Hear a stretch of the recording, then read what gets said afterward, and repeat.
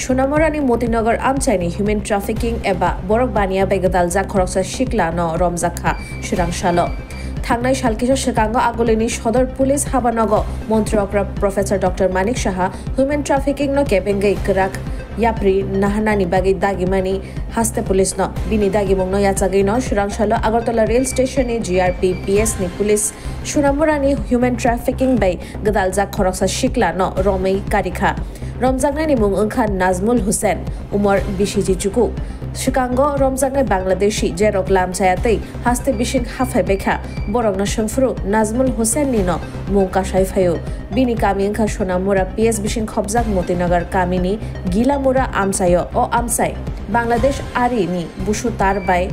Nanglajak Agartala Rail Station GRP PS ni Police Officer Shakha Shonamura Police Tay BSF ni Chubamung Baino Tini o Borokno Romi Mankha Shangrong Shalni Fungo Bini Nokni no Bono Romi Talangha Police Tay Kokrok Shungmani Yagolo Bono o Shalono Police Remandon Nahanani Bagai Korto Koimong Yafarzagna Hene Shakhabo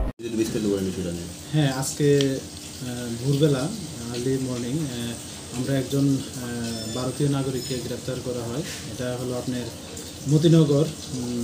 গিলামুরা একটা জায়গা আছে যারা একদম border ফেন্সের সঙ্গেই তো BSF এবং সোনামুরা থানার সহযোগিতায় আমরা ওনাকে অ্যারেস্ট করি উনি একটা আমাদের কেসের মামলার সঙ্গে যুক্ত হয়েছে লিংক হয়েছে পাওয়া গেছে ওনার নাম এসেছে যে উনি ওই বাংলাদেশ থেকে যে বাংলাদেশ এবং রোহিঙ্গা মানুষ আসা যাওয়া করে উনি এটাতে হেল্প করেন তো এই সুবাদে আমরা ওনাকে গ্রেফতার করেছি তো আজকে ওনাকে আমাদের মহামান্য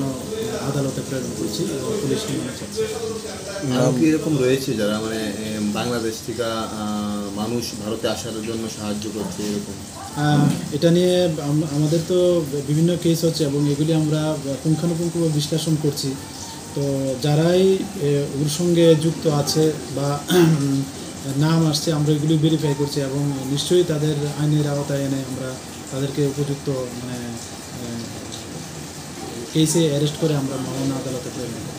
যেহেতু বাংলাদেশ দিকে এবং ভারতের দিকে তার কাটাও রয়েছে তারপর মানে বাংলাদেশ থেকে কীভাবে ভারতে প্রবেশ করছে এটা কি কিছু পাওয়া গেছে নাকি এটা যারা আসছে তাদেরকে অনেকে জিজ্ঞাসা মানে করলে বলে যে অনেক সময় তার কাটার উপর দিয়ে আসে বিভিন্ন বাঁশ বা কোনো কাঠ ব্যবহার করে আবার নিচে দিয়েও অনেক যে জল যাওয়ার যে রাস্তাগুলো ওখান দিয়েও আসে তো কিছু কিছু জায়গায় বলে যে মানে তার কাটাও নেই এরকম আছে যেমন সোনামুরা তার কাটাও নেই এসব জায়গা দিয়ে আসছে এরকম বলছে এখানকার তো বিএসএফ থাকে অবশ্যই তারপরও মানে কীভাবে সক্ষম হয় তারা আসছে এই বিষয়টা কি আপনারা উচ্চপদস্থ লোকের কথাবার্তা বলেছেন হ্যাঁ হ্যাঁ এই নিয়ে কথাবার্তা হয়েছে এবং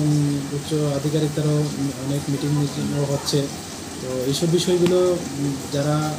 অথরিটি আছেন তারা নিশ্চয়ই এটা ওয়াকিবহাল এবং এ নিয়ে ভাবনা চিন্তা করছে এবং করছেন ওর নাম এবং বয়সটা ওর নাম হলো নাজমুল হোসেন বয়স 19 বছর আর এমনিতে বাড়ি মতিনগর গিলামুরা বাড়ি যা সোনামুরা থানার আন্ডারে